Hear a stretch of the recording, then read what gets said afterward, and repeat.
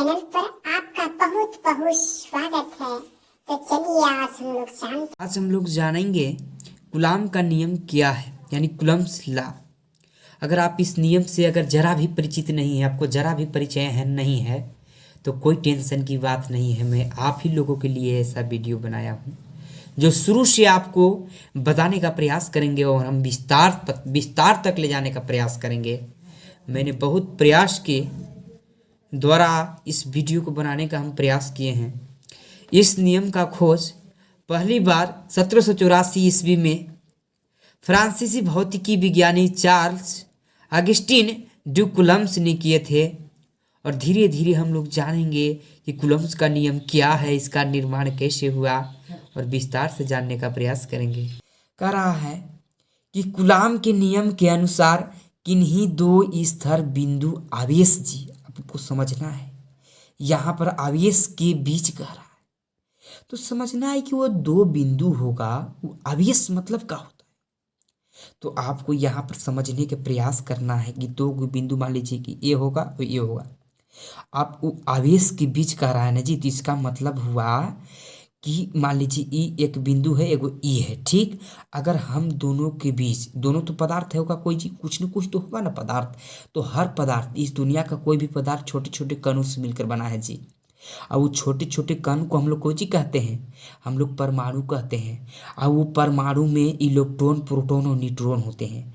समझिए, तो एक वो इलेक्ट्रॉन पर आवेश की मात्रा जानते हैं कितना होता है, से 1.6 कितना होता है, 1.6 इंटू 10⁻⁻19 कूलम होता है।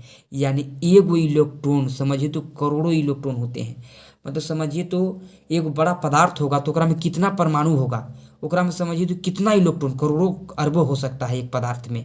तो वैसे अगर पदार्थों को मान लीजिए कि आपस में टकराया जाता है ना, या घर्षण कराया जाता है ना, तो उन लोग के बीच में एक विशेष गुण उत्पन्न होता है कौची का, तो चाहे तो एक दूसरे को आकर्षित करेगा या तो प्रतिकर्षित करेगा।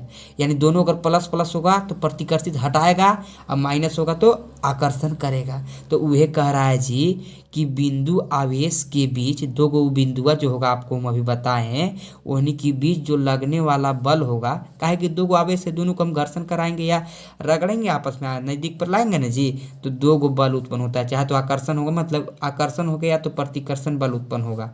सदैव कह रहा है कि जो बल होगा वो सदैव दो बिंदु के आवेश के गुणनफल होगा। यानी इस पर तो कुछ आवेश होगा, वेक्रो पर कुछ आवेश होगा, क्योंकि दोनों जब आवेश वाला है जी, दो गो पदार्थ है, एक इलेक्ट्रॉन पर समझिए तो 1.6 इंटू 10⁻⁻19 कूलम आवेश होता है। तो समझिए दोनों को कितना, कुछ तो आवेश होगा ना जी, कुछ भी आवेश होगा, आवेश तो होगा ना दोनों बिंदु का। तो दोनों एक ही बिंदुआ के आवेशवा, ई बिंदुआ के आवेशवा, दोनों को आवेशवा के गुणनफलवा के कह रहा है कि समानुपाती होता है। कौची, जो लगने वाला आकर्षण बलवा है या प्रतिकर्षण बलवा है से, इसको समझते चलना है जी।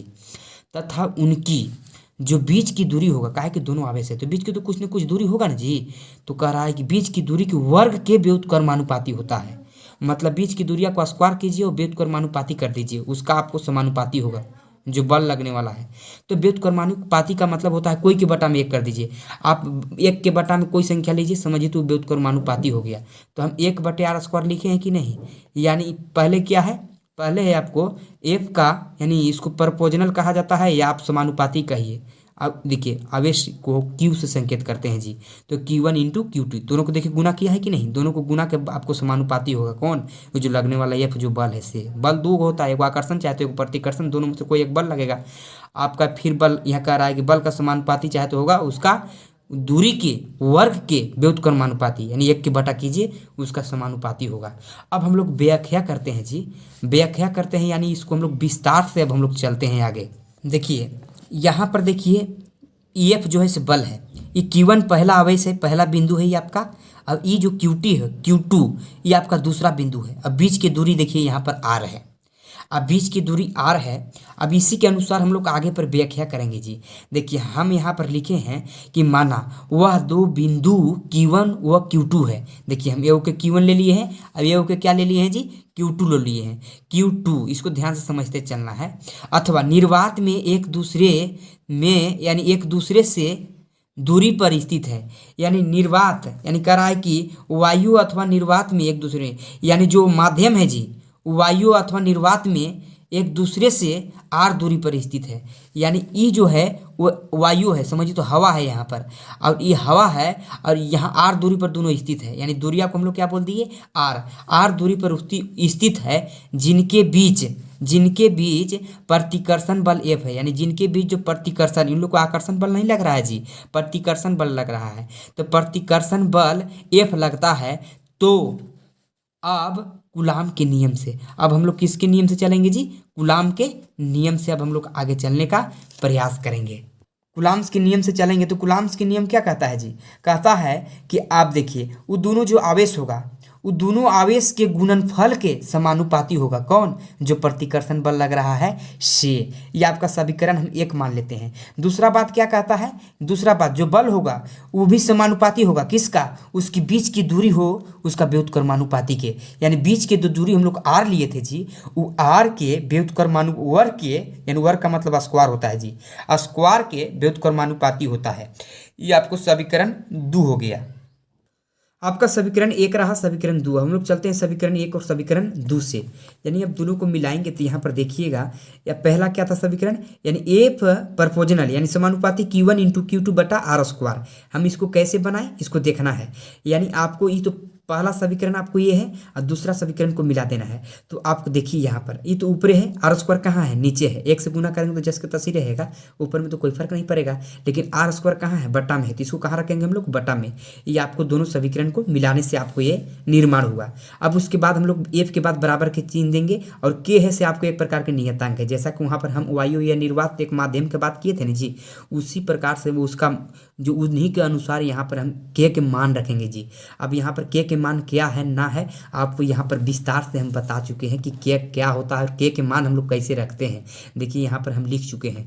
हम जानते हैं कि वायु अथवा निर्वात में के बराबर 1 होता है, लेकिन यहाँ पर फिर भी ध्यान देना है जी, वायु अथवा निर्वात में के मान तो 1 होता है, लेकिन यह सीजीएस पद्धति में, मतलब यह सीजीएस पद्धति में आप लिख सकते हैं। यानी मात्रक 2 प्रकार के, यानी सीजीएस पद्धति में आप के मान 1 ले सकते हैं, लेकिन एसआई पद्धति में के मान जानते हैं, एसआई पद्धति में आपको 1/4 पाई यानी एप्सिलॉन, इसको क्या पढ़ना है जी, एप्सिलॉन नोट के, या तो 0 भी इसको पढ़ सकते हैं, और इसको के पढ़ना है। के का मतलब वही नियतांक रहा, लिया जाता है, जिसका मान आपको, यानी इसका पूरा के मान कहूँ तो 9 × 10⁹ newton metre coulomb square. Newton metre क्या होता है जी, कूलम स्क्वायर होता है। उसके बाद हम लोग आगे चलेंगे, यानी अब हम लोग एसआई पद्धति से चलेंगे। तो एसआई पद्धति में आपको क्या लेना है, के मान 1/4 पाई एप्सिलॉन नॉट के लेना है।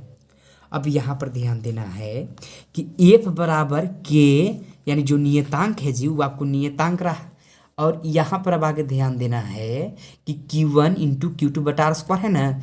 अब यहाँ पर के मान क्या रखेंगे जी, हम लोग एसआई पद्धति से चले हैं तो के मान लिखेंगे 1/4 पाई एप्सिलॉन नॉट के। अब देखिए के यहाँ पर के मान आप 1 रख सकते हैं, क्योंकि ई आपका ई जो यहाँ पर लिया गया के मान एसआई पद्धति में रख लिया। अब यहाँ पर नीचे जो के है इसका मान आप 1 रख सकते हैं, ये आपको सीजीएस पद्धति के अंतर्गत आ सकता है। तो Q1 इंटू Q2 बटा आर स्क्वायर, और इसको संख्या अभी न्यूटन में, इसका मान क्या में आएगा जी, न्यूटन में सबका मान। अब जी क्योंकि बल है जी, बल का सही मतलब तो न्यूटन ही होता है ना। अब 1/, यहाँ 1 है तो 1/, अब 4 रहेगा तो 4, पाई का वैल्यू कितना होता है जी, 2 वैल्यू होता है, 22/7 या 3.14।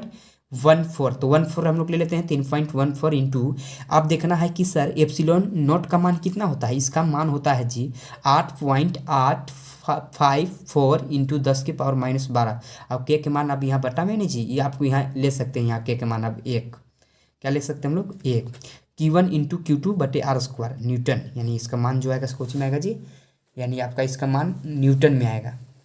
अब हम लोग आगे चलते, अब हम क्या किए हैं देखिए, 3.14 था ना जी, 3.14 था ना, तो पॉइंट के बाद 2 अंक थे, 1 पर 2 यानी 1 पर 2 यानी 1 पर ऊपर 2 0 जाता ना जी, तो हम लोग 100 लिखते हैं ना, तो 100 के 10 का स्क्वायर के रूप में नहीं लिख सकते हैं। अभी क्या था आपका पॉइंट में था, यानी 8.854 ना था, तो पॉइंट के बाद 3 अंक था, तो 10 के पावर हम ऊपर में 3 लिख सकते हैं, कोई दिक्कत नहीं है, इसको भी जान लेना जरूरी है। उसके बाद इंटू में 10⁻⁻12 था, तो ऊपर जाकर +12 हो गया है।